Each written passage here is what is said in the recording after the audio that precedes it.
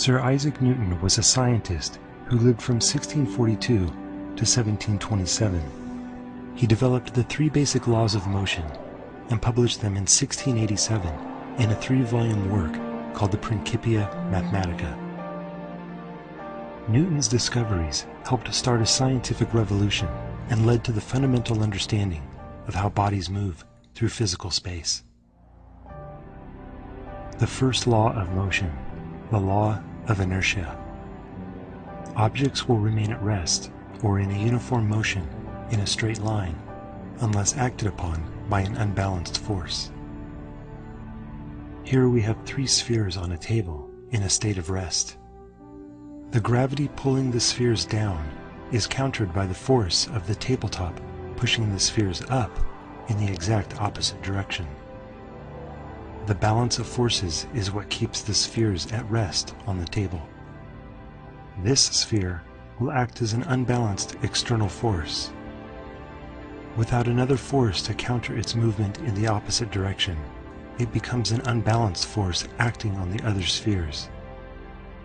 The external force collides with the spheres and changes their motion state.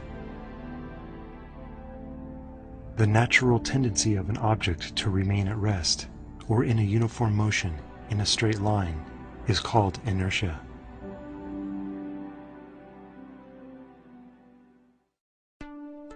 The second law of motion, the law of force, mass, and acceleration. The acceleration of an object depends upon its mass and the magnitude of the force applied to it. When an unbalanced force acts upon an object, the motion of the object changes. The rate of this change over time is called acceleration. Acceleration depends upon 2 variables, the mass of the object and the magnitude of the applied force. In this example, a 3D character represents a pulling force on a 50 kilogram mass. Using his full strength, he has no trouble accelerating the object in the direction of his pulling force. If the mass is doubled and we want to accelerate it at the same rate, we must also double the force. Our character, however, is already pulling at his full strength. So what happens? He can only accelerate the object at half the rate as illustrated by his slower pace.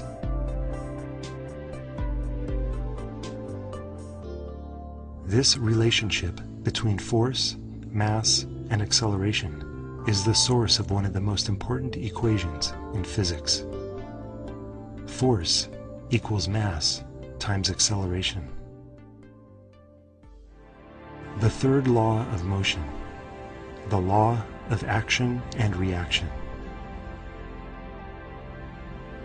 For every action, there is an equal and opposite reaction. A direct example of the third law is the rocket engine. Look at the hot gases streaming out of the shuttle's engines. If this is the action, what is the equal and opposite reaction? It becomes clear as the shuttle is propelled into the sky. The reaction to the gases escaping from the engine is the pushing of the spacecraft in the opposite direction.